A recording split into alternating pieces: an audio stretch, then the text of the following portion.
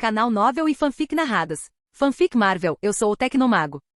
Capítulo 171, uma ideia perigosa. Newton sabia ler o ambiente. Todos o consideravam louco, exceto o Dr. Ryan, cuja expressão permaneceu cuidadosamente neutra. O DNA, porém, não mentia. Mesmo que a conclusão parecesse saída de um filme de ficção científica ruim, os números a comprovavam. Lembra daquelas amostras de tecido que eu venho coletando? Ele abriu 2 gavetas debaixo da mesa de trabalho, revelando pedaços de carne de caju preservada que pareciam perturbadoramente com queijo curado, vermelhos, com veias salientes e estranhos de um jeito que dava ânsia de vômito. Amostra de cima, Sydney, 3 semanas atrás. Amostra de baixo, Manila, 6 anos atrás. Ele deixou a ideia assimilar por um instante. 6 anos de diferença. Mesmo DNA. Idênticos até o último nucleotídeo. Sua voz baixou para um sussurro intenso. São clones. Cada um deles. Silêncio. Aquele tipo de silêncio que parecia pesado. Ele tem razão, disse Aidan de repente, e todas as cabeças na sala se viraram para ele. Até Gottlieb, que vinha preparando uma réplica, congelou com a boca entreaberta. Eu fiz minha própria análise do tecido dos kaiju.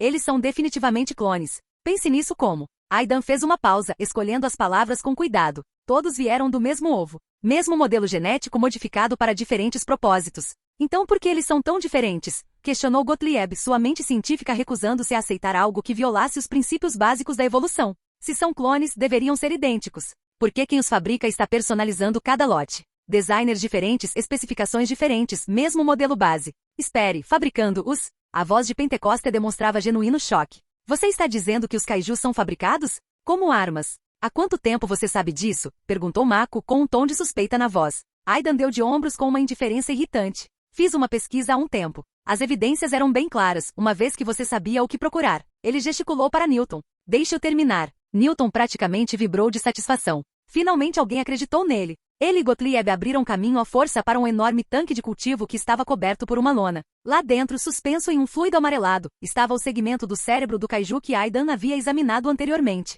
Aquilo era obsceno. Tentáculos semelhantes aos de um polvo se contorciam lentamente no líquido, um apêndice coberto de ventosas pressionado contra o vidro como se tentasse encontrar uma saída. O próprio tecido cerebral pulsava com uma fraca bioluminescência, lançando uma luz doentia sobre os rostos de todos. Temos estudado a anatomia dos kaiju de forma completamente errada, explicou Newton, seu entusiasmo sobrepondo-se ao horror do que estava propondo. Nos concentramos em características externas, categorizando-os como animais. Mas isto, ele bateu no vidro, fazendo o tecido cerebral se contrair. Isto é a chave para tudo. Está danificado, sim. Fraco. Mas está vivo. E se está vivo, podemos usar a mesma tecnologia de conexão neural que une os pilotos de Jagger. Seus olhos brilhavam intensamente. Pense nisso. Poderíamos aprender como os kaiju navegam pelo buraco de minhoca. Como lançar uma bomba nuclear através das barreiras dimensionais. Tudo o que precisamos para vencer esta guerra. A temperatura no quarto pareceu cair vários graus. Você quer fazer deriva neural com um kaiju? A voz de Halleig era neutra, carregada de descrença e horror. O homem havia feito deriva neural com seu irmão enquanto o via morrer.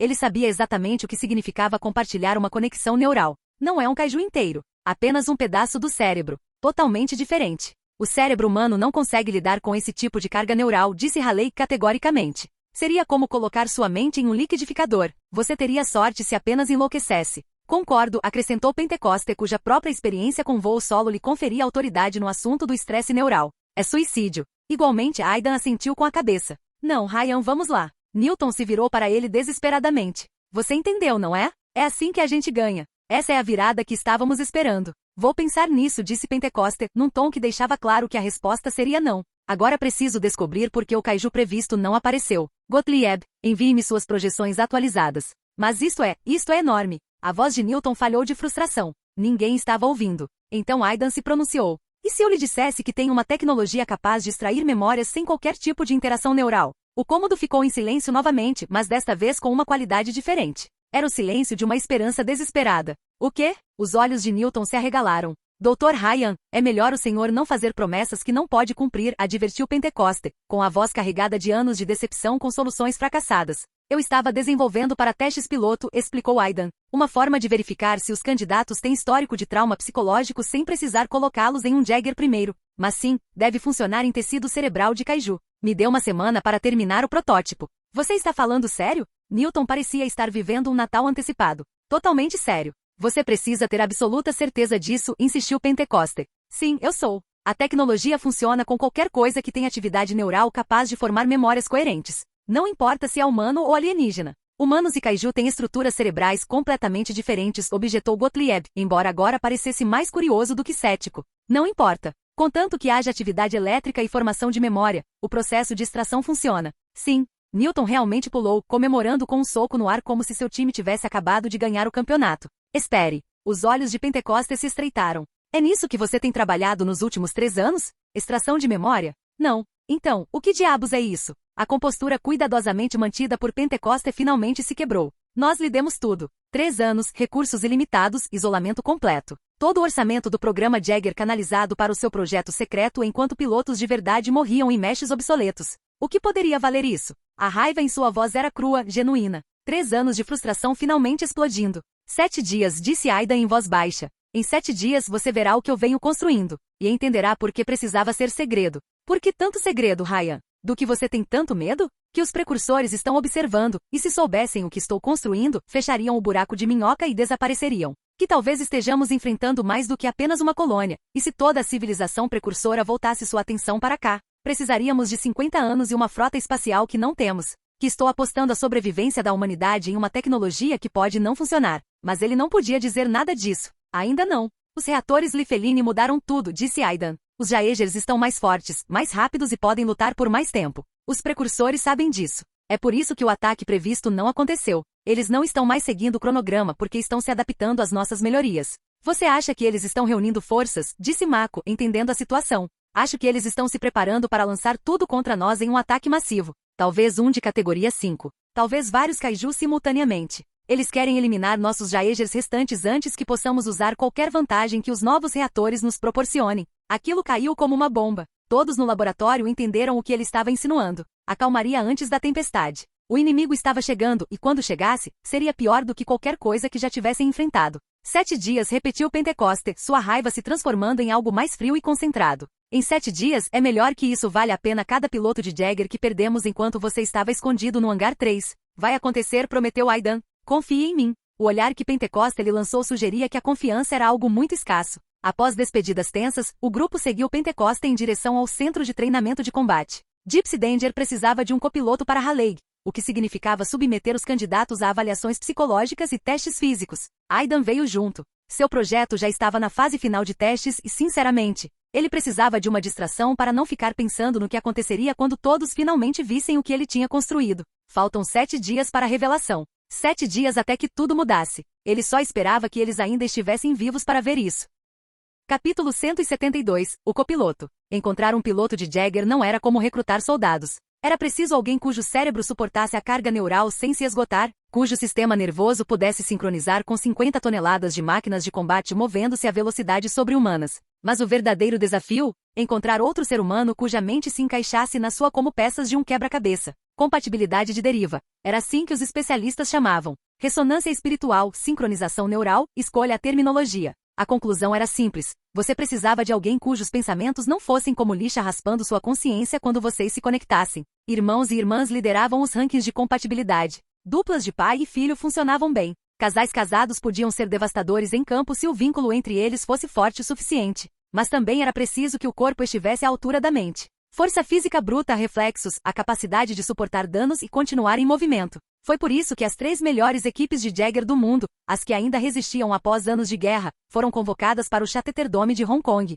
Cada dupla representava a combinação perfeita de sincronia mental e capacidade física. Agora, o Gypsy Danger estava em seu hangar de manutenção, reconstruído e modernizado, à espera de sua tripulação. Raleigh Beck havia retornado de seu exílio de 5 anos. Mas Yance estava morto, e não se pode navegar à deriva com um fantasma. O que significava encontrar um novo copiloto para Raleigh dentre os candidatos disponíveis. Os testes começaram pontualmente às 6 horas. O salão de treinamento não era impressionante, um corredor adaptado além do hangar de exibição dos Jaegers, industrial e funcional. O ringue de sparring era apenas uma plataforma elevada sem cordas ou barreiras, um simples quadrado marcado no chão. 4 candidatos estavam em posição de sentido, cada um segurando um bastão B, tentando não parecer nervosos sob o peso de tantos olhares. Uma multidão se reunirá para assistir. Os trigêmeos Wei Tang permaneciam juntos como estátuas idênticas. Enquanto Eric Hansen e seu filho Chunk se encostavam na parede ao fundo com a confiança descontraída de pilotos experientes. O Marechal Pentecoste se posicionou à beira do ringue com Aidan ao seu lado, ambos observando com a concentração de homens avaliando armas.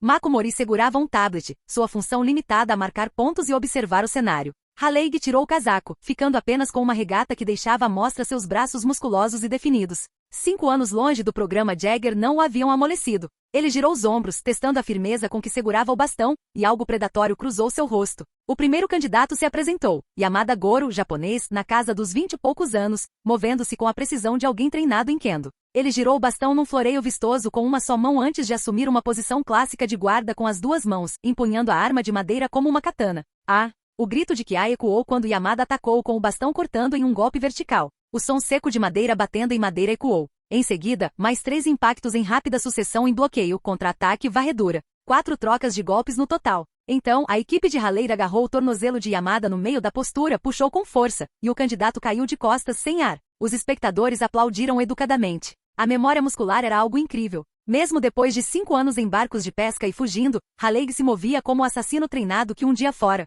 Todo piloto de Jagger era uma arma antes mesmo de entrar em um mecha, reflexos superiores, percepção espacial apurada, instintos de combate refinados por milhares de horas de treinamento. Embora a força física não fosse realmente o objetivo, tratava-se de compatibilidade de ritmo, tempo de reação e intuição, como seu estilo de luta se encaixava com o do seu parceiro. A força vinha em segundo plano em relação à sincronização. 4-1, anunciou Mako, com a voz profissionalmente neutra. Mas algo se contraiu em seus olhos. Decepção, talvez. Ou frustração. A segunda candidata aguentou 6 trocas de golpes antes de desistir. 4-2, contou Mako, anotando em seu tablet. Haleigh percebeu a microexpressão que cruzou o rosto dela, aquela mesma insatisfação quase imperceptível. Ele olhou para os candidatos restantes e depois para Mako, franzindo a testa. Você mesma selecionou essas pessoas, não foi? Então por que você parece tão decepcionada toda vez que elas perdem? Mako pescou, pega de surpresa. O quê? Essa expressão. Assim que cada partida termina, você fica com cara de frustrado. Como se eles não estivessem jogando à altura do esperado. Não são eles que me decepcionam, disse Mako com um tom mais ríspido.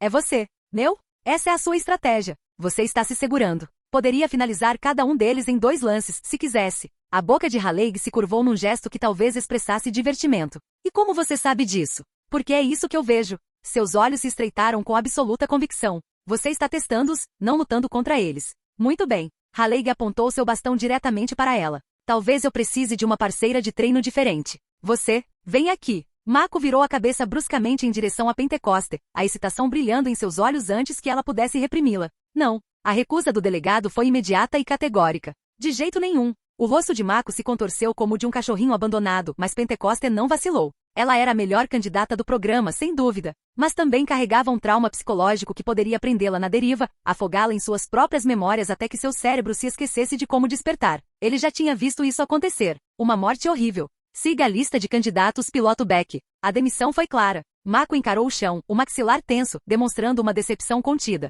Qual o problema, Marechal? Perguntou Haleigh com um tom desafiador. Com medo de que seu melhor estagiário me envergonhe? O silêncio que se seguiu era pesado. Pentecoste olhou para a expressão esperançosa de Mako e depois para a postura teimosa de Haleigh. Os dois já agiam como parceiros de deriva, incentivando um ao outro, decifrando os significados não ditos. Certo. Pentecoste pegou o tablet das mãos de Mako. Quem chegar a 4 pontos primeiro. É isso. O rosto de Mako se transformou, a excitação transbordando para uma expressão de foco nítido enquanto ela caminhava em direção ao ringue. Ela tirou os sapatos, subiu na plataforma descalça e ficou apenas com uma regata cinza. A mudança de oficial recatada da PPDC para lutadora descalça foi impressionante. Músculos definidos se moviam sob a pele pálida, e um pingente surgiu à vista antes de desaparecer em seu decote. De repente ela parecia perigosa. Capaz. Observou Aidan da beira do ringue. Não sabia que ela tinha esse tipo de porte físico. Se você estiver interessado em conquistá-la, tenha minha bênção, disse Pentecoste, falando completamente sério. A expressão de Aidan tornou-se cuidadosamente inexpressiva.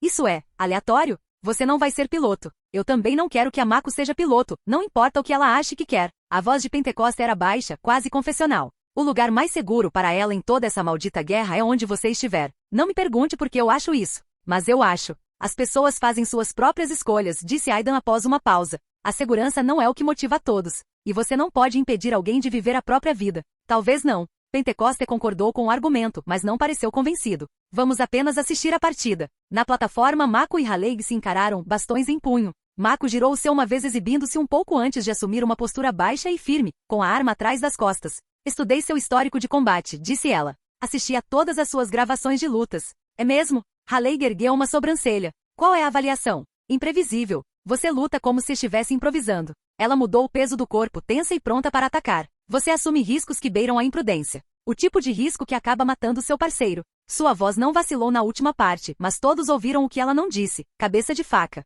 Alaska. Seu irmão. Talvez. A expressão de Raleigh endureceu. Mas quando você está no drift, lutando contra um Jagger de categoria 3 que está tentando destruir seu Jagger, você não tem tempo para escolhas seguras. Você toma a decisão e convive com as consequências. Então ele atacou. Os golpes do bastão se moveram em direção à cabeça dela com tanta velocidade que chegaram a ficar borrados. Mako não hesitou. Ela observou a arma se aproximar, controlou a respiração e, de 1-0, bloqueou o contra-ataque, redirecionou o ímpeto dele e golpeou a testa dele com seu bastão, produzindo um baque satisfatório. 1-1. Eles se separaram, formaram um círculo. Então, o caos. Os bastões se tornaram borrões de movimento, bloqueio, golpe, contra-ataque e giro. A madeira estalava contra a madeira numa percussão rápida que soava como um rufar de tambores. Seus pés se moviam em perfeita sincronia, avançando e recuando, testando e sondando. 2-1. 2-2. A voz de Mako era clínica enquanto ela narrava a partitura, observando com distanciamento profissional. 2-3. 3-3. 3-4. A troca final foi brutal.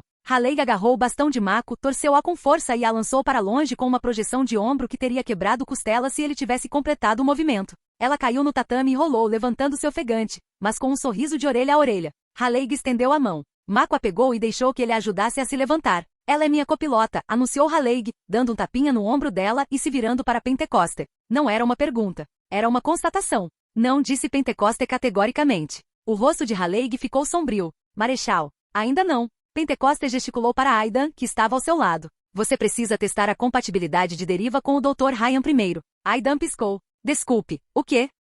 Capítulo 173. O teste. Com todo respeito, Marshal, ninguém vai ser meu piloto principal, disse Aidan secamente, balançando a cabeça. Antes que Pentecoste pudesse responder, Raleigh se intrometeu. Se o Dr. Ryan for compatível o suficiente, eu aceito ser o copiloto. Sem problemas. E ninguém vai ser meu copiloto também, acrescentou Aidan, se perguntando como aquela situação tinha saído tanto do seu controle. Mako deu um passo à frente com o tablet ainda na mão. O Dr. Ryan tem um registro em nossos arquivos. Ele concluiu o teste de simulação em 5 minutos. Isso é impossível. O ceticismo de Raleigh foi imediato e total. 5 minutos mal dão tempo para estabelecer a conexão neural, quanto mais para simular um cenário de combate completo. Murmúrios percorreram a multidão. Até mesmo os trigêmeos Veitang, que raramente demonstravam emoção sobre qualquer coisa, pareciam céticos. A expressão de Chunk Hansen claramente dizia besteira sem que ele precisasse abrir a boca. Aidan ponderou por um instante, depois deu de ombros e caminhou em direção à plataforma. Melhor aproveitar para testar o quanto a equação da evolução da vida realmente havia alterado suas capacidades físicas. Tirou os sapatos e o casaco, pegou o bastão de Mako e ficou ali, vestindo uma camisa social branca que em nada sugeria força física. Sem os óculos, removidos pelo scanner automático, parecia mais um estudante de pós-graduação do que um lutador. Do outro lado da rua, Raleigh estava de regata com todos os músculos definidos e visíveis. O contraste era quase cômico. Vários espectadores trocaram olhares de dúvida. Aquilo não provaria nada sobre a compatibilidade com o drift. Os pilotos de Jagger precisam de mais do que sensibilidade neural, explicou Raleigh, assumindo uma posição de prontidão. A compatibilidade física importa. Você precisa de força e reflexos para... Ele piscou. Quando Aidan se mudou, a ponta do bastão tocava sua garganta, firme na mão de Aidan. Tudo aconteceu mais rápido do que Raleigh conseguiu acompanhar. 1-0, disse Aidan alegremente, como se estivessem marcando pontos em um jogo amistoso. O pomo de Adão de Raleigh subiu e desceu contra o bastão de madeira enquanto ele engolia em seco. Aidan retirou a arma e a apoiou casualmente sobre os ombros, aguardando. A postura displicente só piorou a situação. Como se fosse fácil. Como se Raleigh não fosse um piloto veterano de Jagger com milhares de horas de combate. Raleigh respirou fundo, controlando a respiração. O homem à sua frente havia se transformado, aquela fachada acadêmica inofensiva havia desaparecido, revelando algo predatório por baixo, algo paciente e perigoso. Não o subestime novamente. Raleigh apertou o punho e atacou, um golpe de pura determinação com toda a força do seu poder. O som que se seguiu foi como uma rajada de metralhadora de madeira contra madeira. Craque, craque, craque, craque. O bastão de Raleigh tornou-se um borrão, desferindo golpes de todos os ângulos imagináveis, altos, baixos, diagonais, reversos. Pura agressividade ofensiva, o tipo de ataque que havia subjugado dezenas de parceiros de treino. Mas ele não conseguiu acertar um único golpe. Cada golpe foi interceptado, redirecionado, neutralizado. E o Dr. Ryan não moveu os pés. Nenhuma vez. Permaneceu exatamente no mesmo lugar, com a equipe se movendo em arcos mínimos e precisos que pareciam prever cada ataque antes mesmo de Raleigh o executar. As expressões dos espectadores mudaram de ceticismo para choque. O sorriso irônico de Chunk Hansen desapareceu. Erk inclinou-se para a frente, prestando atenção total de repente. Então o barulho parou.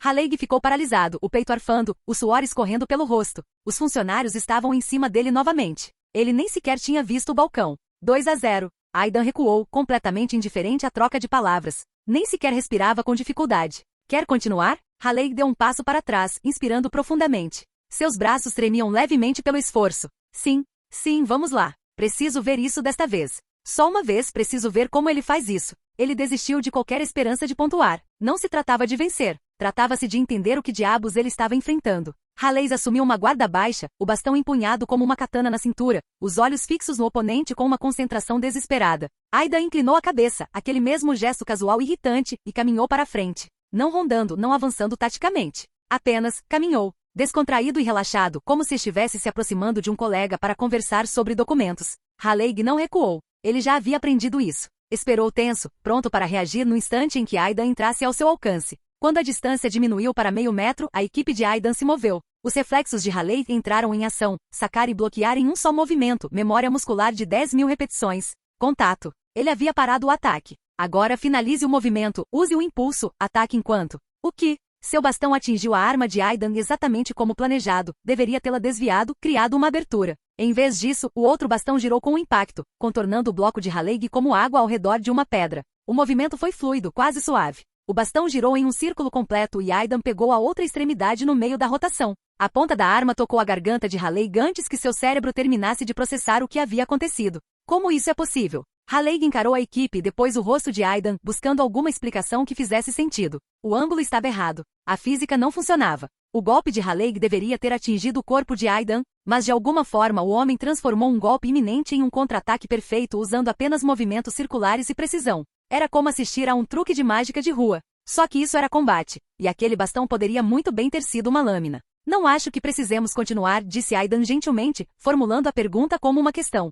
Haley assentiu atordoado, ainda tentando repassar a conversa em sua mente. Obrigado pela partida. Aidan devolveu o bastão para Mako e se virou para ela com um olhar que talvez fosse de compaixão. Acho que o Marechal vai aprová-la como piloto. Não fique com essa cara de decepção. Espero que você esteja certo, disse Mako, com uma expressão complexa enquanto alternava o olhar entre o jovem médico e seu pai adotivo. Muito bem, terminamos por aqui. Aidan girou os ombros, testando como seu corpo se sentia após o treino. Mais solto, mais responsivo. A equação da evolução da vida definitivamente estava funcionando. Ele vestiu o casaco novamente. Estou indo. Pentecoste abriu a boca como se quisesse dizer algo, mas fez uma careta, um breve lampejo de dor cruzou seu rosto. Ele se virou e saiu sem dizer uma palavra. Aidan observou-o partir, reconhecendo os sinais. Os antigos ferimentos do delegado estavam se agravando novamente. O homem estava literalmente morrendo aos poucos, e ainda assim tentava manter toda a operação em funcionamento por pura teimosia. Haley chamou Aidan para o piloto, que ainda estava de pé no ringue com uma expressão de choque. Descanse por 2 horas. Depois, dirija-se à baía de manutenção do Gypsy Danger. Seu copiloto o encontrará lá. Certo, disse Haley distraidamente, depois se recompôs e começou a juntar suas coisas. Aidan estava a meio caminho da porta quando parou, virando-se para Mako. Se você se tornar a piloto da Gypsy, quando estiver à deriva, não se perca em suas memórias. Você só terá uma chance. Mako piscou confusa. Nem tenho certeza se serei selecionada. Você vai conseguir. O sorriso de Aidan era premonitório, como se ele pudesse ver o futuro se desenrolando. Mas se a conexão neural falhar durante o teste, você não estará liberado para o próximo confronto com Kaiju. Só, lembre-se disso. Mantenha-se presente. Então ele foi embora, voltando direto para a Baía 3 e para o projeto que estava quase terminado. 2 dias se arrastaram. Todas as estações de monitoramento na região do Pacífico estavam de olho na Fossa das Marianas, observando a brecha como falcões observando a toca de um rato. O ataque de Kaiju previsto estava atrasado. Muito atrasado. A manhã virou tarde, que virou noite. Um dia inteiro se passou. Depois, outro. A fenda permaneceu silenciosa, aquela enorme ruptura dimensional brilhando fracamente no fundo do oceano, completamente imóvel. Nada chegou. O silêncio era pior que um ataque. A suspeita se espalhou pelo Chatterterdome como um vírus. Então, a suspeita se transformou em algo próximo ao pânico. O Dr. Ryan havia confirmado. Do outro lado daquela brecha havia um planeta inteiro pertencente à civilização precursora. Esses ataques não eram aleatórios. Não eram desastres naturais. Era uma invasão premeditada e estratégica. O que significava que aquele silêncio repentino tinha algum significado. Os precursores estavam planejando algo, adaptando-se, aguardando. Pentecoste queria atacar imediatamente, carregar os Jaegers com armas termonucleares e explodir a brecha antes que o que quer que estivesse se reunindo do outro lado pudesse passar. Terra arrasada. Acabar com isso agora. Mas Aidan e Newton o bloquearam. Precisamos primeiro dos dados de memória do cérebro do Kaiju, insistiu Aidan. Entrar às cegas é suicídio. Me dê mais 5 dias. Assim que tivermos informações concretas sobre o que há do outro lado, poderemos planejar adequadamente. Teremos uma estratégia em vez de um ataque kamikaze. Pentecostes não gostou disso, mas ele concordou em esperar. Faltavam 5 dias para que a tecnologia de extração de memória de Aidan estivesse pronta. Faltavam 5 dias para que pudessem perscrutar a mente do Kaiju e ver quais pesadelos os aguardavam do outro lado da fenda. Faltam 5 dias para se preparar para o que quer que os precursores estivessem planejando. O tempo estava se esgotando. Capítulo 174. As Profundezas. 20 de janeiro de 2025. 7 dias desde Sydney. 7 dias desde que Mutavore atravessou a chamada parede da vida, como se fosse feita de papelão, provando que todos no programa Jagger já sabiam. Não se pode impedir o apocalipse com uma muralha. Os 4 Jaegers restantes se reuniram no Chateter Dome de Hong Kong. Gypsy Danger, Crimson Typhon, Cherno Alpha e Striker Eureka, a última linha de defesa da humanidade, estavam todos juntos em um só lugar. Isso era ou uma demonstração de genialidade estratégica ou colocar todos os ovos na mesma cesta extremamente vulnerável. O público ainda estava atordoado com a queda de Sydney, mas as pessoas que realmente comandavam as coisas, os políticos, os generais, a cúpula do PPDC, estavam focadas em algo completamente diferente. Algo que o público ainda desconhecia. Os Kaiju pararam de aparecer. Os cálculos do Dr. Gottlieb previram os ataques de 8 e 11 de janeiro. Certezas, não possibilidades. A matemática era sólida, o padrão inquebrável. Mas a brecha permaneceu silenciosa. Nenhum Kaiju. Nenhum ataque. Apenas aquele brilho sinistro no fundo da Fossa das Marianas, à espera. Ninguém era tolo o suficiente para pensar que os precursores tivessem decidido repentinamente cancelar a invasão por pura bondade. Isso significava que eles estavam planejando algo, reunindo forças, preparando-se para algo tão grandioso que exigia quebrar seu próprio padrão de ataque. O mundo inteiro prendeu a respiração, aguardando o desfecho da situação. Mas hoje as notícias eram outras. Após 3 anos de segredo, 3 anos consumindo recursos sem oferecer nada em troca, o Dr. Aidan Ryan finalmente anunciou que a Bahia 3 estava pronta. O que quer que ele estivesse construindo em isolamento estava concluído. Hoje todos finalmente veriam o que seu dinheiro havia comprado. O laboratório de ciências Kaiju ocupava o primeiro subnível do Chateter Dome, todo iluminado por luz fluorescente forte e com um leve cheiro de formaldeído que nunca desaparecia completamente. O Marechal Pentecoste liderava a delegação com Mako, Haleig e os outros pilotos seguindo atrás como uma comitiva. Mas o público de verdade não estava na sala. Diversas telas alinhavam-se em uma parede, exibindo uma sala de videoconferência onde a liderança do PPDC estava reunida em torno de uma mesa polida. Todos os chefes de departamento, todos os membros do conselho, assistiam remotamente. O presidente do conselho ocupava a posição central à direita, com uma expressão que oscilava entre a impaciência e o profundo ceticismo. Senhores e senhoras, a voz do presidente ecoou pelos alto-falantes. Talvez pudéssemos avançar para os resultados da pesquisa do Dr. Ryan? Já esperamos 3 anos. Acho que já fomos pacientes o suficiente. Murmúrios de concordância percorreram a câmara do conselho virtual. Sim, eu gostaria muito de saber o que justificou esse orçamento. 3 anos e sigilo operacional absoluto. É melhor que isso seja revolucionário. A expectativa está nos matando, Dr. Ryan. A expectativa era palpável, mesmo através das transmissões de vídeo. Eles vieram para ver o misterioso projeto da Bahia 3, o segredo que consumiu milhões em financiamento e uma de suas melhores mentes científicas. Em vez disso, eles estavam olhando para um fragmento do cérebro de um Kaiju flutuando em um tanque de preservação. Aidan atravessou o chão do laboratório, carregando um dispositivo hexagonal que parecia uma mistura de caixa de quebra-cabeça com um disco rígido. Antes de chegarmos à Bahia 3, precisamos de informações sobre o que realmente estamos combatendo. Preciso saber se vamos destruir aquele buraco de minhoca ou mantê-lo aberto. Ele disse isso casualmente, como se estivesse discutindo opções para o almoço. O quarto ficou em silêncio. Espere. Os olhos de Pentecoste se estreitaram. Você quer manter a brecha aberta? Por que faríamos isso? Então a compreensão o atingiu como um trem desgovernado. Você quer levar a luta até eles. Através do buraco de minhoca. Claro, disse Aidan, como se fosse óbvio. Você está louco? A voz de Mako falhou, transbordando de incredulidade. Haleig deu um passo à frente, com a voz cuidadosamente controlada. Dr. Ryan, com todo respeito, mal conseguimos nos defender dos Kaiju quando eles vêm para cá. O senhor quer invadir o território deles? Isso não é estratégia, é suicídio. Concordo com o Dr. Ryan, disse Chunk Hansen, arrastando as palavras do fundo da sala, lançando um olhar de desprezo para Haleig. Mas por outro lado, eu não sou um piloto fracassado que passou 5 anos fugindo. Não somos mais o mesmo programa amedrontado de quando você desistiu, Beck. O Striker Eureka consegue lidar com 2 furacões de categoria 4 simultaneamente. Se você não consegue encarar a ideia de revidar, talvez devesse continuar pilotando barcos de pesca.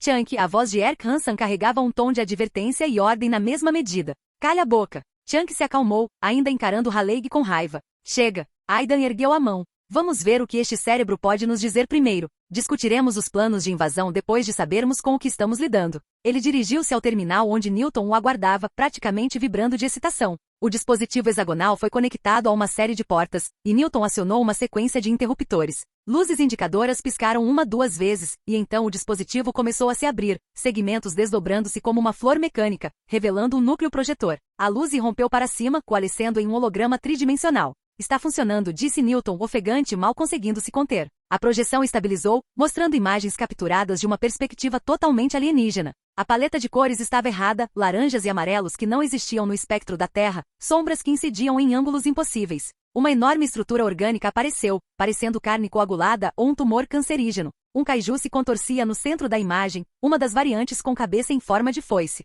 Tentáculos de aço envolviam seu corpo, bombeando algo para sua carne. Modificação. Aprimoramento. A criatura convulsionava enquanto sua biologia era reescrita instantaneamente. A imagem oscilou, avançou abruptamente. Fragmento por fragmento, as memórias do kaiju se desenrolaram em sequências desconexas. Então veio a cena decisiva. O holograma se expandiu, revelando uma vista que fez todos no laboratório recuarem involuntariamente. Uma enorme esfera de energia dominava o centro da projeção, azul escura, pulsando com bioluminescência, parecendo perturbadoramente um olho gigantesco. Sob seu brilho, um tentáculo do tamanho de um arranha-céu se estendia por todo o campo de visão. Vários kaiju pendiam de seu comprimento como frutas grotescas conectados por milhares de tentáculos menores que perfuravam seus corpos, os alimentavam e os controlavam. À direita, figuras estavam em uma plataforma elevada, humanoides, mas distorcidas. Cabeças semelhantes às de louva-a-Deus, corpos magros e angulares demais, em pé sobre duas pernas, mas movendo-se com a precisão de um inseto. Elas emitiam sons, não exatamente fala, mas vocalizações complexas que sugeriam inteligência e propósito.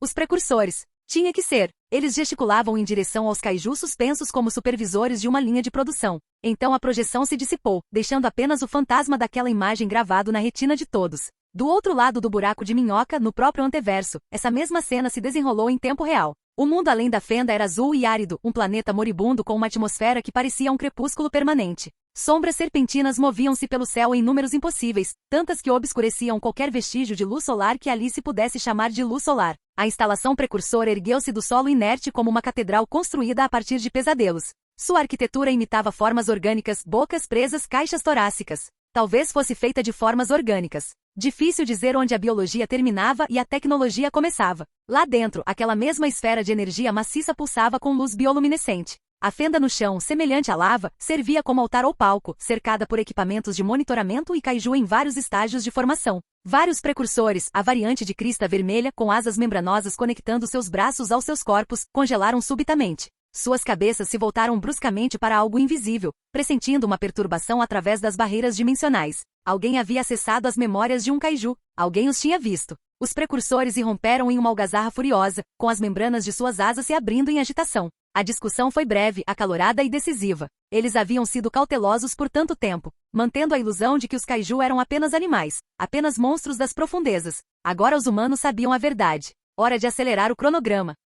Os precursores se dirigiram ao altar e empurraram vários kaiju envoltos em tentáculos em direção à brecha. As criaturas despencaram pelo buraco de minhoca, arremessadas contra a terra com a precisão de um martelo. De volta ao laboratório, o silêncio se prolongou desconfortavelmente. Todos encaravam o local onde a projeção havia estado, tentando processar o que acabavam de presenciar. O problema da extração de memória versus a comunicação neural agora era óbvio. Com humanos, era possível entender o contexto, ouvir seus pensamentos, sentir suas emoções. Com as memórias dos kaiju, obtinham-se dados sensoriais brutos e era preciso fazer engenharia reversa para extrair significado de fragmentos visuais. É tudo que vamos conseguir, anunciou Aidan, enquanto realizava diagnósticos no dispositivo hexagonal. O tecido cerebral está muito danificado para uma extração mais profunda. A cabeça do kaiju no tanque parou de se mover completamente, qualquer resquício de vida que ainda restasse havia finalmente se extinguido. Fiz cópias dos arquivos de memória, continuou Aidan, desconectando os cabos. Tuan está distribuindo-os para seus terminais pessoais. Analisem-nos. Procurem por detalhes que tenhamos deixado passar. Pentecostes abriu a boca para falar? O alarme o interrompeu. As sirenes de emergência do Chatterterdome soaram com uma intensidade ensurdecedora, luzes vermelhas de alerta piscando por todas as superfícies. O som significava apenas uma coisa. Assinatura de kaiju detectada. A espera havia terminado. Capítulo 175. O duplo evento. 4 assinaturas. O computador gerou cálculos de deslocamento que fizeram o sangue de todos gelar. Com base no volume de água deslocado na brecha, 2 dos pontos de contato eram de categoria 5. Categoria 5. Os primeiros que a humanidade já havia encontrado. E eram 2. Todas as telas da rede PPDC exibiam os mesmos dados. Em todo o mundo, em centros de comando e bunkers governamentais. As pessoas encaravam aqueles números com expressões que variavam de uma determinação sombria a um terror mal disfarçado. Dentro do Shattered-Dome, o alarme desencadeou um caos coreografado. Os soldados correram para seus postos de combate com a eficiência de inúmeros exercícios. No centro de comando, Pentecoste e Mako estavam diante do visor tático principal, com Halleid observando por cima de seus ombros, de braços cruzados firmemente sobre o peito. O rosto de Mako estava cuidadosamente neutro, mas qualquer um que a conhecesse podia perceber a decepção. Os outros pilotos já estavam se equipando em seus respectivos hangares de Jäger. Ela ainda estava ali no Loxen, o que significava apenas uma coisa: seu teste de compatibilidade de deriva com Halleid havia falhado. Gypsy Danger estava com um piloto a menos. Múltiplos sinais de kaiju detectados na costa de Hong Kong, relatou Mako, com a voz firme apesar do que quer que estivesse sentindo. 4 contatos no total. Primeiro contato, morfologia semelhante a um lagarto, categoria 4, designado Raiju. Segundo contato, morfologia semelhante a uma tartaruga com placas de armadura reforçadas, categoria 4, designado Sconer. Ela parou no meio da frase, encarando o terceiro fluxo de dados como se ele a tivesse ofendido pessoalmente. E quanto aos outros 2? Perguntou Pentecoste, inclinando-se para a frente. A voz de Mako baixou meia oitava. Terceiro contato, morfologia tentacular, múltiplos apêndices preenseis, designado Slater, categoria. Ela fez uma pausa, como se dizer em voz alta tornasse tudo mais real, categoria 5. Quarto contato, morfologia semelhante à de um ogro, constituição robusta, designar Sconer, também categoria 5. As palavras pairavam no ar como uma sentença de morte. 2 kaijus de categoria 4, 2 kaijus de categoria 5. A mente de Pentecoste percorria rapidamente diversos cenários táticos, descartando cada um tão rápido quanto surgia. Todo o centro de comando havia ficado em silêncio, exceto pelo fluxo constante de dados de rastreamento emitidos pelos analistas. Mobilizem todos os Jaegers disponíveis, ordenou Pentecoste, sua voz cortando o ruído. E consigam-me uma linha direta com o comando estratégico. Quero armas nucleares em prontidão. Senhor, a hesitação de Mako era quase imperceptível. Só podemos mobilizar 3 Jaegers. Eles têm 4 kaiju, 4 contra 3. Com 2 furacões de categoria 5 na disputa. A matemática era brutal. Crimson Typhon enfrenta Leatherback. Striker Eureka enfrenta Slater. Cherno Alpha lida com ambos os kaijus de categoria 4. Foi um plano terrível. E também o único plano que eles tinham. Entendido, disse Mako em voz baixa, com os dedos já se movendo rapidamente pelo console para transmitir as ordens. E Mako evacue a cidade. Feche todas as pontes. Leve os civis para os abrigos. Agora. A noite havia caído sobre Hong Kong. O céu estava incrivelmente limpo, estrelas espalhadas sobre um veludo negro, uma lua crescente perfeita pairando como um adereço de teatro. O tipo de noite tranquila que fazia você esquecer que o mundo estava acabando, um monstro de cada vez. Na prática, aquela paz era uma ilusão. Os 3 Jaegers operacionais voaram para além do dique e ameriçaram nas águas costeiras rasas. A água chegava até suas panturrilhas, o que significava que estavam a cerca de 18 metros de profundidade. Perto o suficiente da costa para que o brilho neon da cidade os pintasse com cores vibrantes. Azul, rosa e dourado refletindo no metal e na água do mar.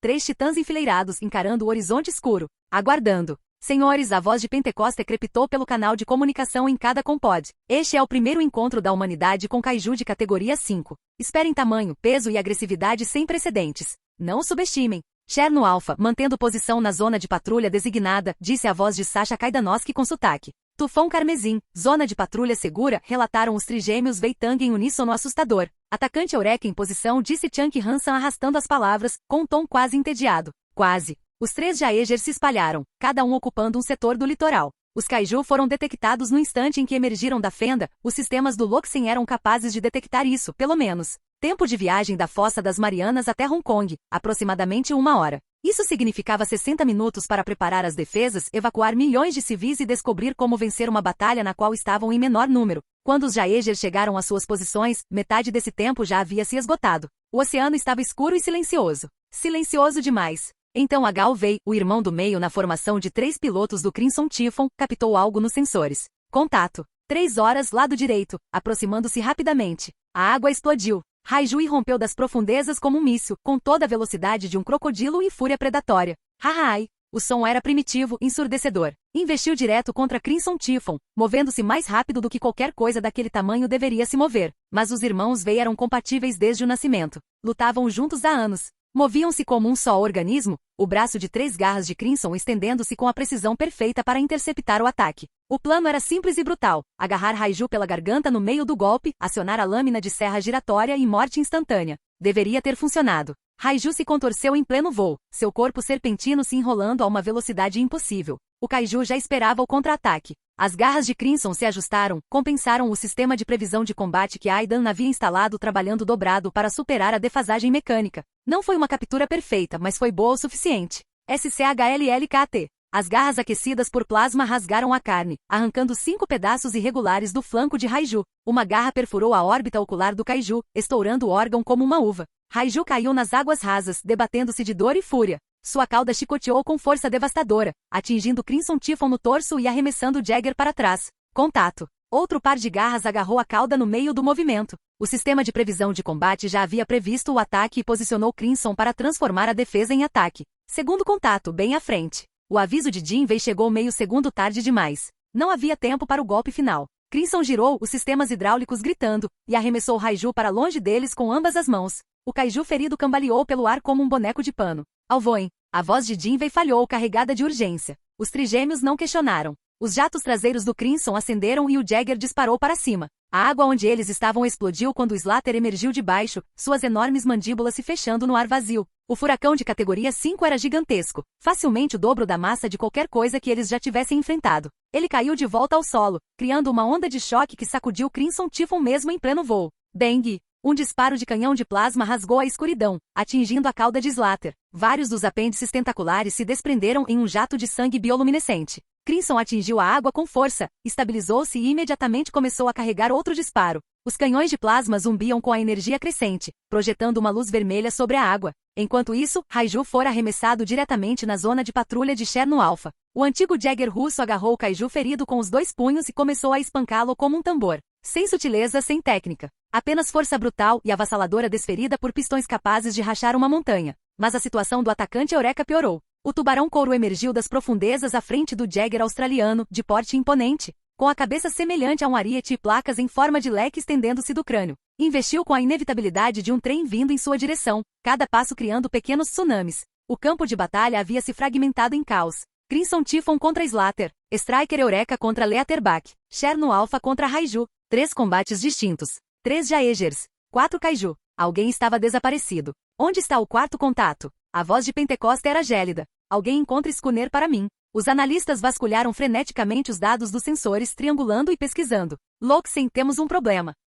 A voz de Erk Hansen soou, tensa de pânico controlado. Schooner está na praia. Repito, Schooner desembarcou atrás da posição de Cherno Alpha. Todas as telas do centro de comando exibiam a mesma visualização. Schooner estava parado na beira do paredão, com água escorrendo de sua carapaça blindada. As placas ósseas em suas costas brilhavam com a energia crescente, um azul elétrico intenso. Não, Mako sussurrou. Não isso. O pulso eletromagnético irrompeu numa esfera de caos eletromagnético, expandindo-se para fora à velocidade da luz. Todos os sistemas eletrônicos dentro do alcance começaram a falhar. Capítulo 176, A Queda dos Titãs. O pulso eletromagnético PM do projétil de Schooner atingiu a região como uma onda gigante de morte eletromagnética. Todos os sistemas digitais no DIC pararam de funcionar instantaneamente, as telas ficaram pretas. Os computadores de mira travaram e os sistemas de comunicação se dissolveram em estática. Mas os Jaegers continuaram em movimento. Aidan já previa isso. Depois de sua experiência no mundo dos Transformers, lidando com Decepticons cuja mera presença podia derrubar satélites militares e interferir nas comunicações de toda a base, ele havia se certificado de que os Jaegers poderiam sobreviver à guerra eletrônica. Todos os sistemas críticos possuíam blindagem redundante, circuitos reforçados e contramedidas eletromagnéticas integradas à arquitetura principal. Os sistemas do Chateterdome oscilaram, mas resistiram. As defesas da Muralha da Vida se apagaram. A cidade atrás delas, milhões de civis em torres repletas de equipamentos eletrônicos, ficou silenciosa e apavorada. Mas os Jaegers continuaram lutando. Controle manual. Agora, a voz do Marechal Thompson ecoou pelo canal de emergência da muralha. Ele estava preso no bunker de comando da muralha, observando sua fortaleza digital se transformar em um pedaço de concreto caríssimo. Liguem os sistemas de backup. Movam-se. Os técnicos se apressaram para reativar os controles analógicos que não eram tocados há anos. Engrenagens mecânicas começaram a girar. Sistemas pneumáticos chiaram. Os canhões de plasma da muralha giraram em movimento manual, rastreando Schooner enquanto ele se aproximava pesadamente da barreira. Os canhões abriram fogo, raios azuis de plasma superaquecido atingindo a carapaça blindada do Kaiju. Schooner estremeceu, cambaleou, interrompendo seu avanço. As pessoas no bunker de comando exalaram um alívio lancinante. Então a situação de Cherno Alpha passou de ruim para catastrófica. O Jagger russo girou em direção a Schooner sob as ordens de Pentecoste, interrompendo seu ataque a Raiju. O categoria 4 ferido aproveitou a brecha. Seu corpo comprimido, a garganta dilatada como o saco vocal de um sapo. Através da carne translúcida, podia-se ver um líquido azul fervilhando, brilhante, viscoso, estranho. PTTHHHHH. As mandíbulas de Raiju se abriram de repente e ele cuspiu.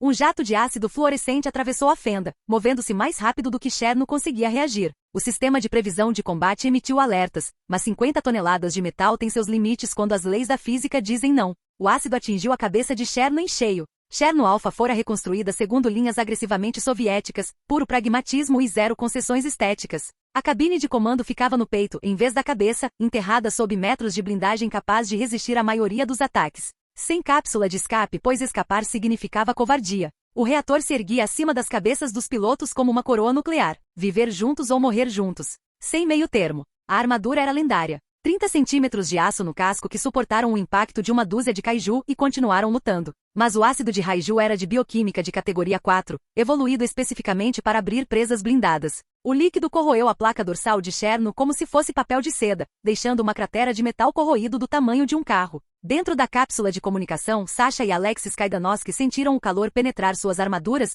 ouviram os alarmes de integridade estrutural soarem. Olharam um para o outro por um breve instante, o tipo de comunicação silenciosa que só se conquista com anos de convivência, de casamento e de lutas conjuntas. Esquece, disse Alexis em russo. Primeiro o schooner. Sim, as mãos de Sasha se moveram pelos controles. Para o muro. Os pés de Cherno se posicionaram para o sprint. Jatos pulsantes saíram das solas e o Jagger disparou para frente em colunas de ar superaquecido, acelerando em direção ao paredão onde Schooner testava a barreira. Atrás deles, Raiju observou o Jagger russo se afastar em disparada. O caça de categoria 4 considerou persegui-lo por um instante, mas logo desistiu. Havia alvos melhores. Ele olhou para cima. Crimson Typhon lutava pela sobrevivência a 300 pés de altura. Slater era simplesmente grande demais para um combate convencional. Categoria 5 significava o triplo da massa, o quádruplo da força e uma pele grossa o suficiente para resistir à maioria das armas. Aquelas caudas tentaculares podiam agarrar um Jagger e esmagá-lo como papel alumínio. Assim, os irmãos Veitang levaram a luta para a via vertical. Crimson manteve-se no ar com a potência do jato em funcionamento contínuo, circulando Slater como um toureiro domando um touro. Ambos os canhões de plasma montados nas mãos disparavam em ritmo constante, raios verdes perfurando a pele blindada de Slater, queimando profundamente buscando órgãos vitais. O canhão rotativo do terceiro braço brilhava em vermelho cereja, rastreando os movimentos da categoria 5, aguardando o tiro certeiro perfeito. O sistema de previsão de combate de Aidan transformou uma boa mira em uma mira assustadoramente precisa. Quase todos os disparos de plasma atingiram o alvo. Slater rugiu e se debateu, absolutamente furioso, mas incapaz de alcançar o alvo no ar. Então o sistema de previsão emitiu um alerta. Lado esquerdo, 3 horas. Desvie. O grito de Jinwei coincidiu com o alerta. Raiju havia estendido asas membranosas de seus lados, uma adaptação biológica, algo entre um esquilo voador e um terror pré-histórico. Ele se lançou da água como um míssil de cruzeiro, mirando diretamente na trajetória de voo do Crimson Typhon. Os irmãos se moveram como um único organismo. O disparo de plasma cessou. O braço esquerdo se ergueu em posição de ataque, os nós dos dedos crepitando com 415 kV de carga armazenada. Os jatos giraram, colocando-os frente a frente com o kaiju que se aproximava. SCHLTTHH. As garras eletrificadas de Crimson perfuraram a barriga de Raiju, penetrando fundo o suficiente para sentir os órgãos internos se romperem. Hahai! Raiju gritou não de dor, mas de fúria e suas garras traseiras se cravaram no torso de Crimson. As asas bateram furiosamente, impulsionando o Jagger agarrado para baixo em direção à água, em direção a Slater. Os irmãos aceleraram os jatos ao máximo, lutando contra a gravidade e a massa muscular de um veículo de categoria 4. O metal gemeu. Os sistemas hidráulicos gritaram. As garras de Raiju se fecharam em torno dos antebraços de Crimson, esmagando os canhões de plasma. Faíscas jorraram onde o metal se deformou. Mas o terceiro braço já havia terminado de carregar. O canhão rotativo pulsou em vermelho, a energia condensada em um único disparo devastador. O cano girou em direção à cabeça de Raiju a queima-roupa, impossível de errar. Crunch! Uma das caudas tentaculares de Slater surgiu de baixo e atingiu o terceiro braço em pleno movimento. O apêndice era forte como um cabo de ponte e rápido como uma cobra em ataque. Deu um puxão, desviando o disparo. O raio de energia passou zunindo pela cabeça de Raiju e vaporizou o céu vazio. Então a cauda de Slater apertou. KRKKRKKHAK. O terceiro braço se estilhaçou na articulação do cotovelo, sendo arrancado completamente por um jato de fluido hidráulico e fios faiscantes. Alarmes soaram estridentemente pelo compode enquanto avaliações de danos se sucediam em todas as telas. A cauda continuou vindo, enrolando-se em direção à cabeça de Crimson. Os dois braços principais de Crimson estavam presos no aperto mortal de Raiju. O compó dos 3 pilotos, toda a interface neural estava alojado naquela cabeça. Um aperto forte e ele estouraria como uma uva. Dentro da compod, os irmãos Vei tomaram uma decisão no intervalo entre as batidas do coração. O reator triangular no peito de Crimson brilhava em brasa. Cada célula de energia reserva descarregava sua carga no canhão principal. O acúmulo de energia era visível mesmo através da armadura. A luz vazava pelas frestas e aberturas, transformando o Jagger em uma estrela em miniatura. A cauda de Slater estava a poucos centímetros da cabine de comando quando o canhão do reator disparou. Bovaão! O feixe era tão grosso quanto um poste telefônico, concentrado o suficiente para perfurar a blindagem de um navio de guerra. A queima-roupa, ele atingiu Raiju como uma maçã, queimando o torso do categoria 4 de ponta a ponta e saindo do outro lado. O sangue bioluminescente vaporizou ao entrar em contato com a borda do feixe. O grito de Raiju foi interrompido abruptamente. O Kaiju ficou mole, mantido unido apenas pelo impulso e pelo sistema nervoso em processo de morte. Mas aquele disparo exigiu tudo. Cada watt, cada ampere, cada grama de capacidade de propulsão. Os jatos do Crimson falharam e pararam. O Jagger caiu como um boneco de pano, 90 metros em linha reta. Os irmãos tiveram 2 segundos de queda livre para fazer as pazes com seus ancestrais. Posicionaram o cadáver de Raiju embaixo deles, uma última manobra desesperada.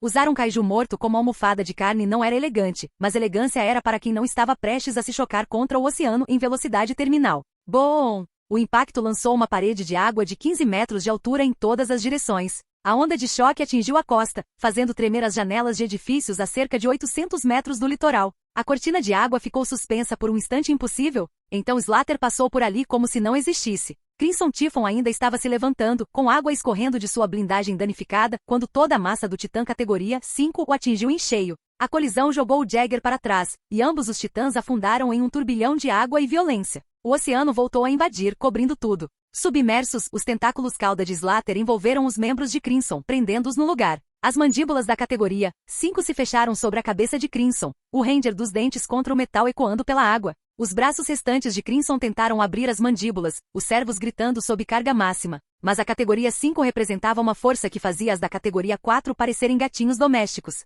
A diferença de pressão era obscena. O metal começou a deformar, depois rachou, depois rasgou. Dentro da cápsula de comando, os irmãos Veitang ainda estavam presos em deriva, ainda lutando, ainda tentando salvar seu Jagger quando o alarme de violação da cápsula transformou seu mundo em um grito de sirenes de alerta. A cabeça de Slater foi puxada para trás bruscamente. A proa do Crimson Typhon veio junto, arrancada dos ombros em uma chuva de cabos e tubulações hidráulicas fascantes, com a água do mar invadindo a abertura exposta do compod. O corpo do Jagger ficou mole. Os pilotos nunca sentiram a água. A conexão de deriva foi a primeira a ser cortada, isolando-os do Jagger, uns dos outros, da consciência.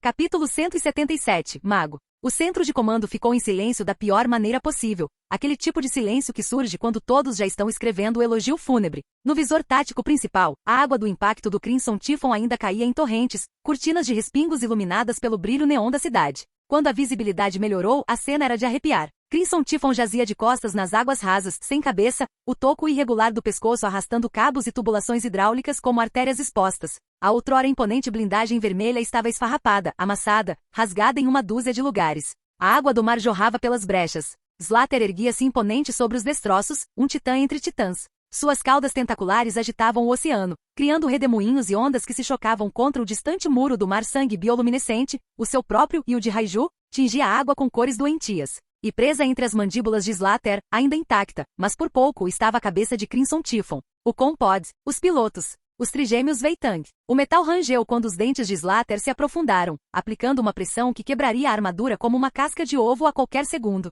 Faíscas jorravam onde os dentes encontravam o metal. O som, transmitido por microfones subaquáticos e amplificado por todo o centro de comando, era o equivalente sonoro de unhas arranhando um quadro negro. Só que o que estava sendo destruído eram 3 vidas humanas. A atacante Eureka estava travando uma luta mortal com Leatherback, emaranhados demais para se desvencilhar. Cherno Alpha estava a meio quilômetro de distância, correndo em direção ao paredão para interceptar Skoner. Longe demais. Muito longe. Os rostos em toda a Loxen estavam pálidos. Mako cobriu a boca com a mão. Tendo Choi parou de ditar as coordenadas, apenas encarando a tela em silêncio horrorizado. Até mesmo a compostura férrea de Pentecoste havia se quebrado. Era possível ver a tensão em seus olhos, o aperto descomunal no corrimão. Eles estavam prestes a assistir à morte de 3 pilotos em tempo real, e não havia absolutamente nada que pudessem fazer a respeito. Senhor, vamos partir. Halley deu um passo à frente, com voz urgente. Gypsy está pronto. Nós podemos. Pentecoste olhou para ele e depois para Mako. O cálculo foi brutal e rápido, uma dupla de pilotos inexperientes versus morte certa para os irmãos Vei. Não havia muita escolha. Muito bem. Preparem a Gypsy para o ataque imediato? Espera. O grito de Tendo cortou o ar pela sala. O que é isso? Todos os olhares voltaram-se rapidamente para a tela principal. O céu sobre o campo de batalha se abriu em um rasgo. não metaforicamente. Havia um buraco na realidade, um portal circular gigantesco, com bordas em luz escarlate. Padrões geométricos girando em sua circunferência como o círculo mago mais avançado do mundo. Energia crepitava ao redor de seu perímetro, distorcendo o ar, fazendo as estrelas além ondularem e se curvarem. Algo deu errado. Não caí. Desci. Com propósito e controle. Um mecha diferente de tudo que existia no programa Jagger surgiu do portal, deixando um rastro de água do mar em sua estrutura. Era alto, talvez 70 metros, mas elegante onde os Jaegers eram volumosos, sofisticado onde eram brutais. O chassi era de um roxo profundo, quase preto, com linhas luminescentes percorrendo sua superfície em padrões que mais pareciam circuitos projetados por um mago louco do que esquemas de engenharia. Duas estruturas arqueadas se erguiam de sua cabeça, lembrando asas ou chifres, uma estética asgardiana filtrada pela ficção científica. Um único cristal pulsava entre elas, brilhante como ametista, como um terceiro olho, e empunhava uma espada com ambas as mãos. Não uma lâmina de plasma. Não uma faca de combate retrátil. Uma espada de verdade enorme, proporcional ao tamanho do mecha, envolta em chamas que ardiam em um tom azul esbranquiçado e deixavam imagens residuais na retina. O robô roxo se moveu. Rápido. Inumanamente rápido. A espada descreveu um arco que parecia ignorar as leis da física. Suave demais, preciso demais, limpo demais para algo daquele tamanho se movendo pela atmosfera. A lâmina atingiu o pescoço de Slater. Não houve resistência. Nenhum atrito de metal contra a carne. O fogo sagrado cauterizou enquanto cortava, queimando instantaneamente vértebras, músculos e biologia alienígena em um único golpe perfeito. A cabeça de Slater se separou do corpo, girando no ar em câmera lenta, como em um sonho. O mecha roxo o amparou no ar com uma mão casualmente, quase gentilmente, antes que o crânio enorme pudesse se chocar contra a água. O corpo de Slater se contraiu uma vez, espasmos neurais da morte percorrendo seus tentáculos, e então ficou imóvel, morto antes mesmo de registrar o que havia acontecido. As mandíbulas ficaram frouxas. O mecha enfiou a mão livre na boca aberta, dedos projetados para precisão, não para esmagar, e extraiu cuidadosamente a cápsula de conexão do Crimson Typhon. O módulo estava intacto. As luzes ainda piscavam. O suporte de vida ainda estava ativo. Os irmãos Wei-Tang estavam vivos. Durante 5 segundos completos, ninguém no centro de comando respirou. Então todos tentaram falar ao mesmo tempo, criando uma parede de vozes sobrepostas e perguntas mal formuladas. Tendo digitava freneticamente, tentando obter os sinais dos sensores. Mako pressionava as duas mãos contra a tela tática, como se pudesse alcançá-la e tocar aquela coisa impossível na tela. Pentecoste apenas encarava, sua mente tática tentando processar o que estava vendo, sem sucesso. O mecha púrpura pousou delicadamente a cápsula de comando de Crimson na superfície da água, onde flutuaria, e então se endireitou até sua altura máxima. Sob a luz da cidade, cada detalhe se tornou nítido, a estranha construção biomecânica, as linhas púrpuras fluidas que pulsavam com luz interna, a maneira como se movia com graça fluida em vez de precisão hidráulica. Isso não era um Jagger, era algo completamente diferente. O canal de comunicação estalou e ganhou vida. Loxen, aqui é o Dr. Parker. A voz de Aidan, perfeitamente calma, como se ele não tivesse acabado de sair de um buraco no espaço e decapitado um navio de categoria 5 com um único golpe. Estou aqui para fornecer apoio tático. Dr. Parker? Várias vozes gritaram o nome em uníssono. Codinome, Mago, continuou Aidan, quase em tom de conversa. 3 anos em desenvolvimento, pronto para implantação em combate neste momento. Enviando códigos de transponder IFF para seus sistemas. Aos pés do mago, outro portal se abriu, revelando uma luz escarlate que jorrava para cima, com padrões geométricos girando em dimensões impossíveis. Enviando resgate para os pilotos do Crimson Typhon. Eu cuido dos kaiju restantes. Sem rodeios.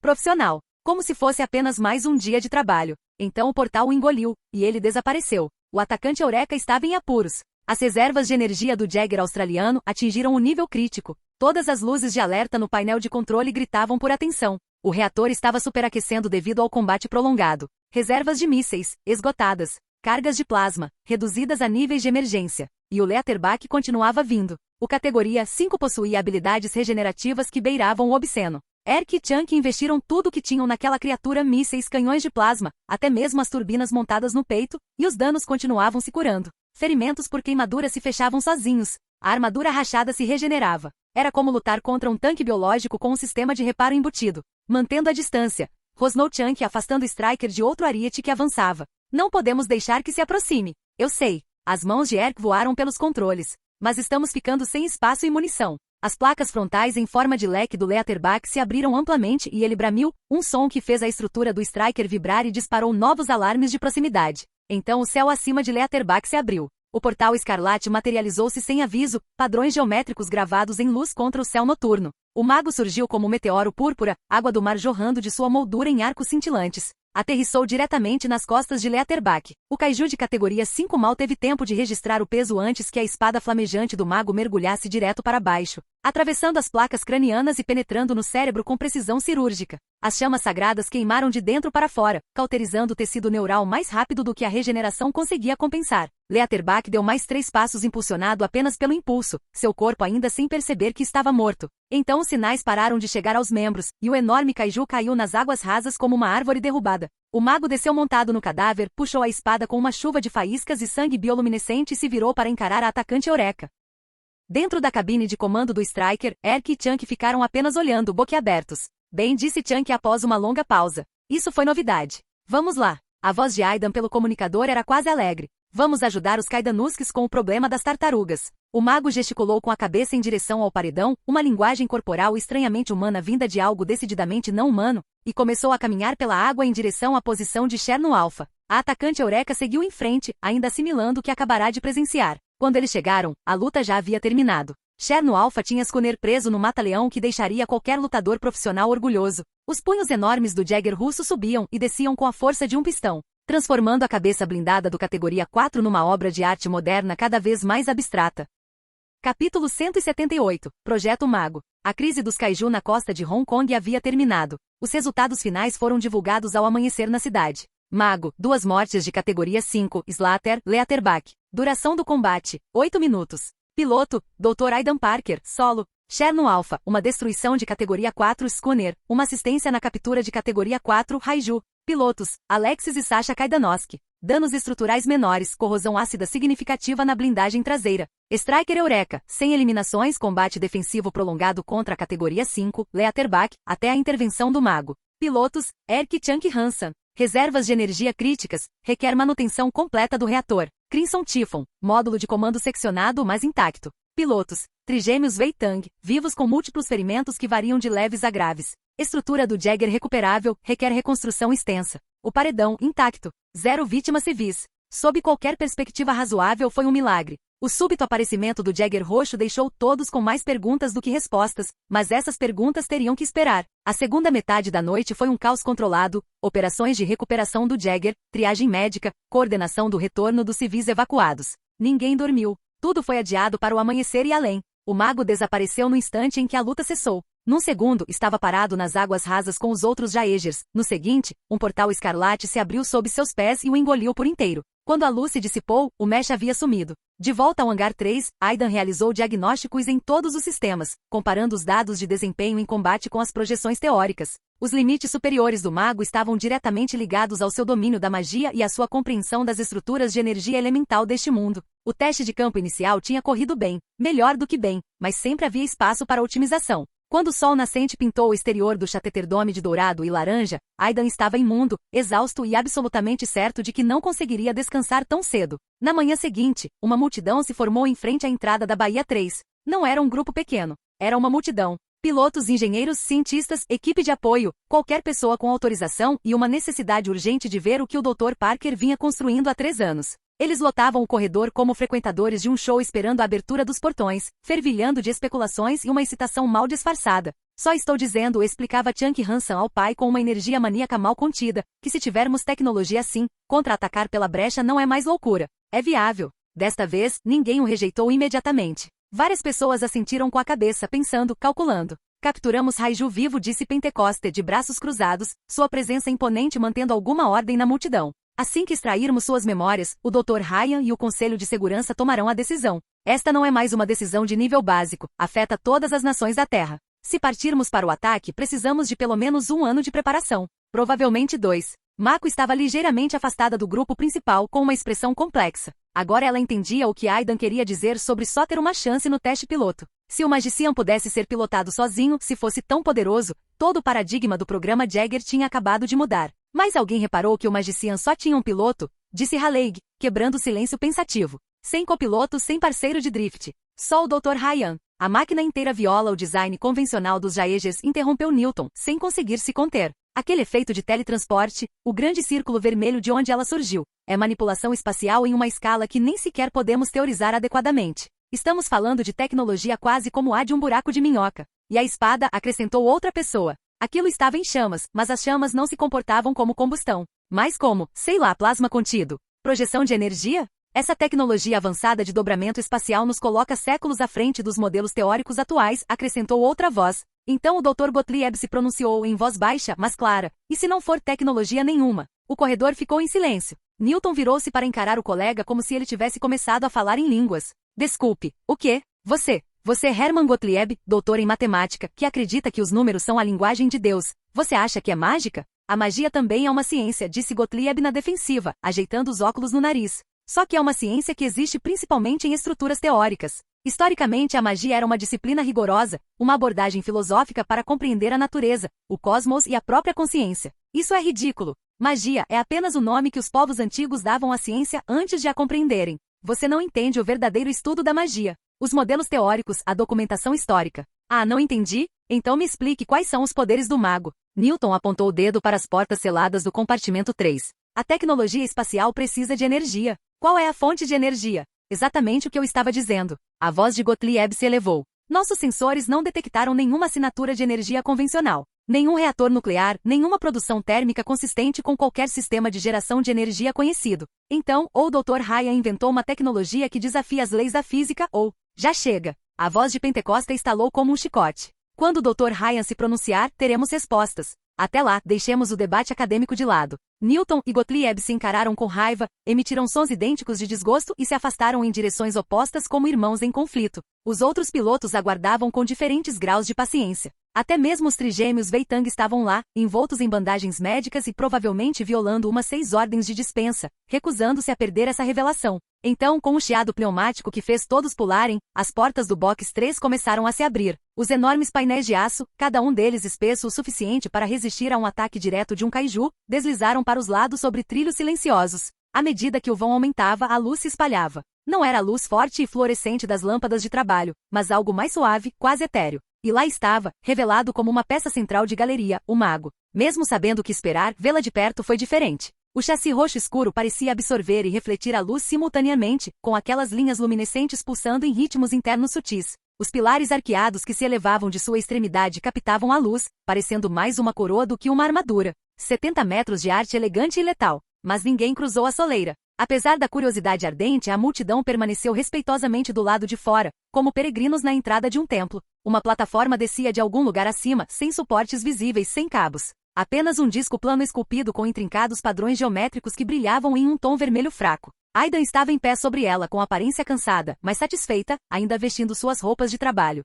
Disse ele com um leve sorriso. Sei que você estava esperando. Outra plataforma materializou-se em frente à entrada, os mesmos padrões luminosos, a mesma suspensão impossível. Simplesmente, apareceu suspensa no ar, mais ou menos à altura da cintura. Newton olhou fixamente para aquilo. Sua teoria da tecnologia espacial parecia cada vez mais frágil. A levitação magnética não funcionava assim. A levitação magnética precisava de ímãs, precisava de infraestrutura. Aquela plataforma não tinha nada disso. Flutuava como o tapete mágico mais avançado do mundo. Ninguém falou. A plataforma era larga o suficiente para cerca de 10 pessoas. Pentecoste, liderando por padrão, foi o primeiro a subir. A superfície era sólida, estável, ligeiramente quente ao toque. Outros o seguiram Mako, Haleig, os Ansens, Newton, Gottlieb. A plataforma subiu suavemente, levando-os até o nível de Aidan. Outra plataforma se estendeu para recebê-los, transferindo passageiros. Depois, outra. Em 2 minutos, todos que esperavam do lado de fora estavam dentro do portão 3, transportados por um sistema que violava pelo menos 3 leis da física. O interior deixou-os boquiabertos.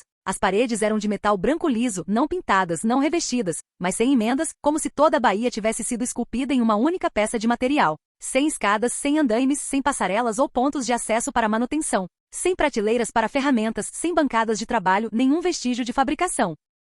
Apenas um espaço aberto e o mago parado no centro como uma escultura em um museu. Tuan Tuan, gritou Aidan para o vazio. Carregar as especificações técnicas do mago. Várias pessoas olharam em volta, confusas, procurando quem quer que Aidan estivesse falando. Então, um holograma surgiu cintilantemente, um panda estilizado feito de luz e padrões geométricos, flutuando na altura dos olhos. Afirmativo. Carregando dados, gerando exibição. As plataformas que transportavam os observadores começaram a subir e girar lentamente, orbitando o mago em uma suave espiral. Telas holográficas materializaram-se ao lado de cada plataforma, exibindo dados técnicos, métricas de desempenho e esquemas de projeto. Era como estar dentro de um filme de ficção científica. Daqueles que se passam 300 anos no futuro, onde tudo era sofisticado e impossível, e funcionava com tecnologia que ainda não havia sido inventada. Você construiu isso? A voz de Pentecoste era quase um sussurro, uma mistura de admiração e incredulidade. Em 3 anos? Isso? Sim, disse Aidan simplesmente. Como? Leia as especificações primeiro, interrompeu Aidan gentilmente.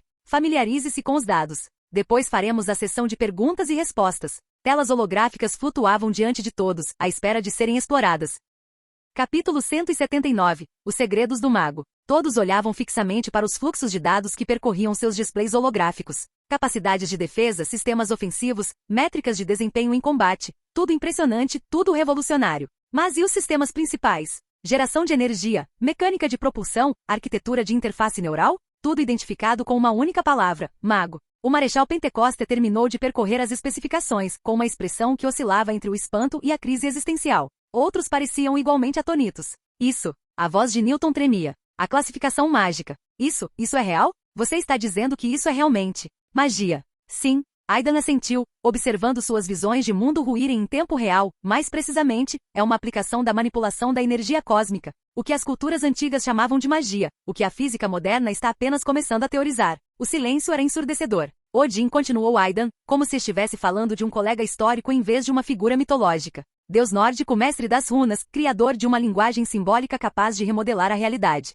Estudei sua obra, aprimorei os princípios fundamentais e incorporei os resultados aos sistemas principais do Magician. Ninguém falou nada. Estavam ocupados demais tentando conciliar o fato de terem estudado a obra de Odin, com a compreensão que tinham de como a realidade funcionava. Gottlieb foi o primeiro a interromper, mudando de assunto para algo mais seguro. O biometal. As especificações mencionam capacidades de autorreparo e, ele olhou fixamente para o visor. Metal vivo? Exatamente o que parece, confirmou Aidan. Um substrato metálico com propriedades biológicas. Está vivo no sentido técnico. Autorreparável, adaptável, capaz de crescer desde que receba energia suficiente. Essa deveria ter sido a revelação mais chocante do dia. Metal autorreparável que era tecnicamente vivo? Em qualquer outro contexto, isso teria deixado todos boquiabertos. Após a revelação bombástica, as pessoas apenas a sentiram cansadas e adicionaram a pilha de coisas impossíveis que estavam aceitando naquele dia. Metal autorreparável, murmurou um dos engenheiros. Esse é o material de construção perfeito. Nada jamais seria danificado permanentemente. Pode ser produzido em massa?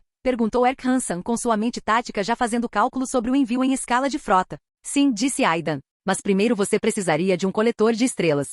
Um que agora? Chunk ergueu os olhos da tela. Colhedor de estrelas, repetiu Aidan. O novo holograma materializou-se no centro da baía, uma estrutura semelhante a uma torre coberta por padrões geométricos. Vagamente parecida com uma antena de rádio projetada por alguém que entendia de física muito melhor do que deveria. A produção de biometal em larga escala requer um enorme aporte de energia. A coleta solar nessa escala significa ir à fonte. O holograma ganhou vida. A torre foi lançada em direção ao céu, atravessando a atmosfera em segundos e seguindo para o espaço orbital. Ela não parou. Continuou avançando, aproximando-se do próprio Sol, tão perto que qualquer um que observasse se sentiria desconfortável com os níveis de calor implícitos. O dispositivo travou na posição e abriu, os painéis se estenderam, os conjuntos de coleta se desdobraram. Linhas de luz o conectaram à superfície do Sol, absorvendo a radiação estelar como uma flor voltada para a luz solar. No núcleo do dispositivo, algo começou a se formar. Um cristal brilhando em um vermelho alaranjado intenso, cresceu à medida que absorvia mais energia. Quando atingiu a massa crítica, a simulação se afastou, mostrando o coletor retornando à órbita da Terra. A cena mudou.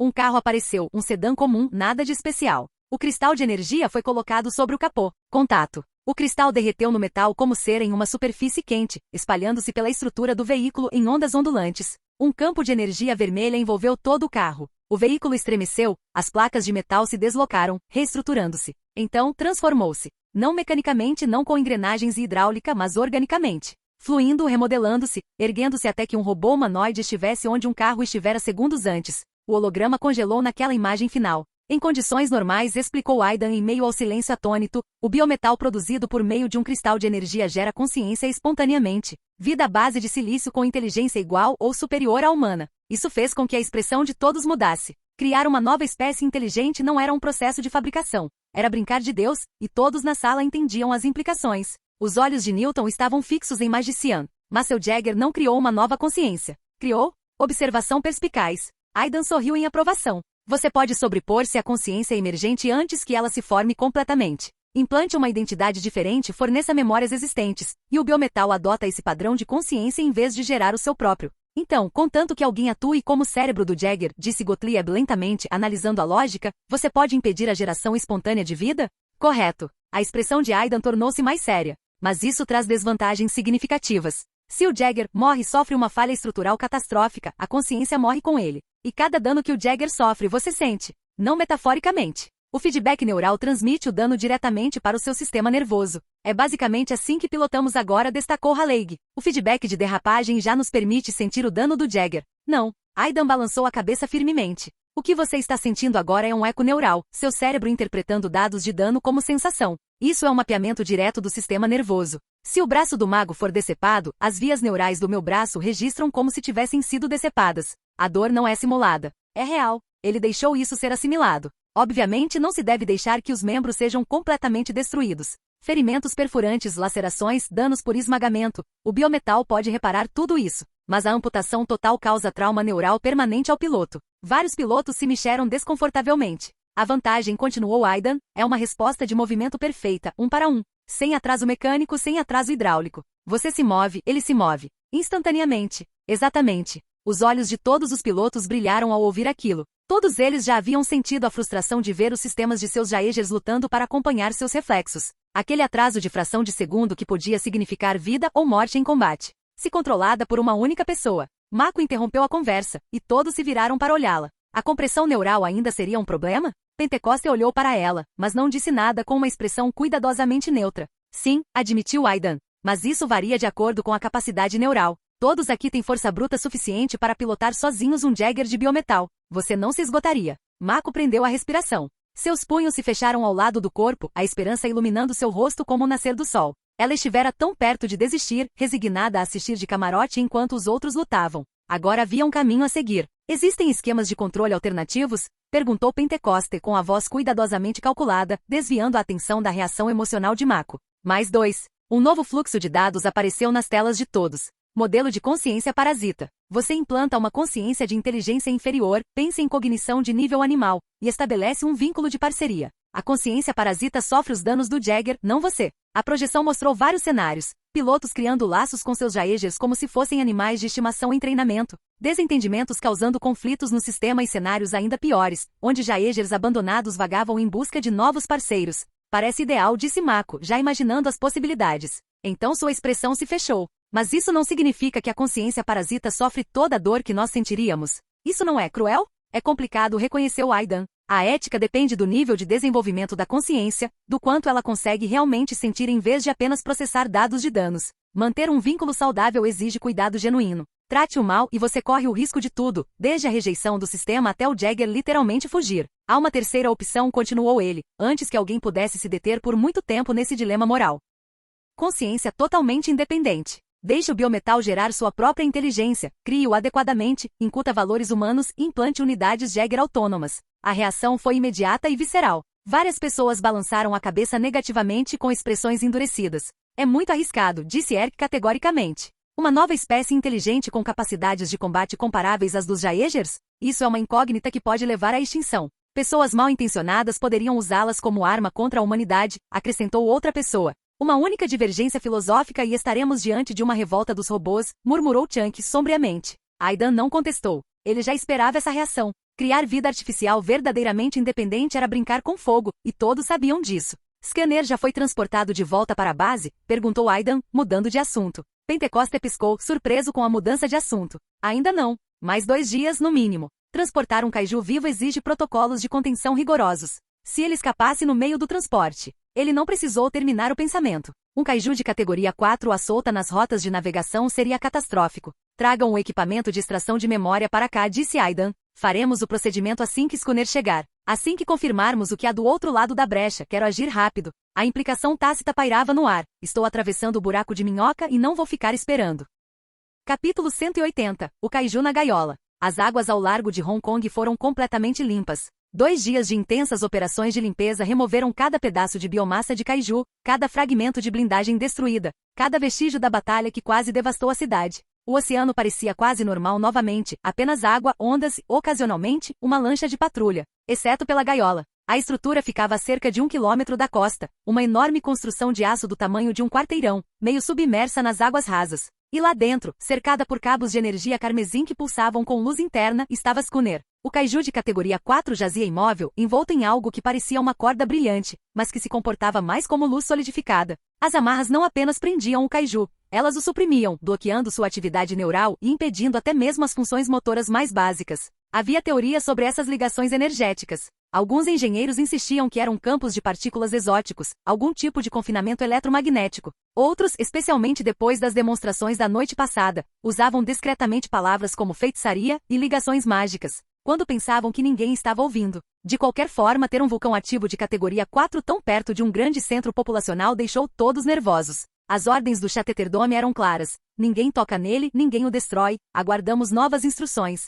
Então a marinha formou um perímetro, destroyers e fragatas criando anéis concêntricos de segurança, armas prontas para disparar, todos muito conscientes de que, se aqueles cabos vermelhos falhassem, teriam cerca de 30 segundos antes que Hong Kong se tornasse novamente uma zona de guerra. Após a visita à Bahia 3, concluída, depois das revelações impressionantes sobre magia, biometal e toda a mudança de paradigma que foi o Projeto Mago, Aidan e a equipe principal pegaram um helicóptero para o local de contenção. A plataforma de pouso ficava em um destroyer que servia como posto de comando flutuante da operação. No instante em que os patins do helicóptero tocaram o solo, uma figura com uma roupa extremamente chamativa atravessou o convés a passos largos. Marechal Pentecoste, meu amigo. O homem vestia um terno carmesim que provavelmente custava mais do que o carro da maioria das pessoas, combinado com uma gravata dourada que refletia a luz do sol como um espelho. Mas a verdadeira peça de destaque eram os sapatos, de ouro puro, polidos até brilharem como espelhos, absolutamente impraticáveis para operações a bordo de um navio. Ele parecia um apresentador de programa de auditório que se perdeu a caminho de Las Vegas.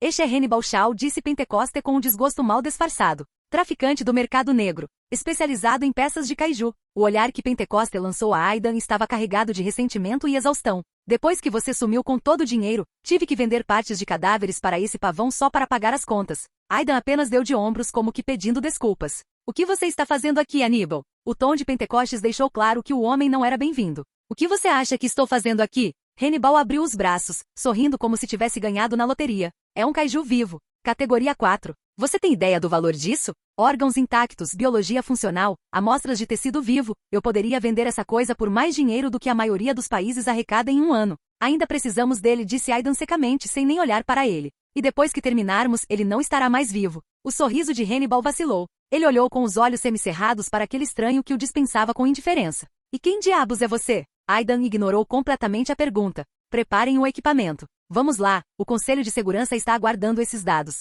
Ele passou por Hannibal como se o homem fosse um móvel, caminhando em direção à estrutura em forma de gaiola visível à distância. Por um instante Hannibal ficou parado, com a expressão oscilando entre indignação e cálculo. Ninguém ignorava Hannibal Shaw. Ele era o dono da economia do mercado negro da região do Pacífico. Até Pentecoste, que claramente o detestava, manteve a cortesia profissional. Mas um furacão de categoria 4 em funcionamento valia a pena engolir o orgulho, pelo menos temporariamente. Ele o seguiu, os sapatos dourados tilintando no convés de metal. A gaiola estava conectada às embarcações ao redor por uma rede de pontes flutuantes de pontões, uma construção de nível industrial que balançava suavemente a cada onda. A equipe atravessava em fila indiana, com as plataformas se movendo sob seus pés, ocasionalmente a água borrifando por baixo. Schooner preenchia a jaula como um monumento à evolução alienígena. Com pelo menos 40 metros de comprimento, sua estrutura era uma fusão de tartaruga e gorila, com placas blindadas cobrindo a maior parte do corpo. 4 olhos compostos fitavam o vazio, pupilas dilatadas e desfocadas. Cabos de energia carmesim envolviam seus membros e torso, pulsando ritmicamente.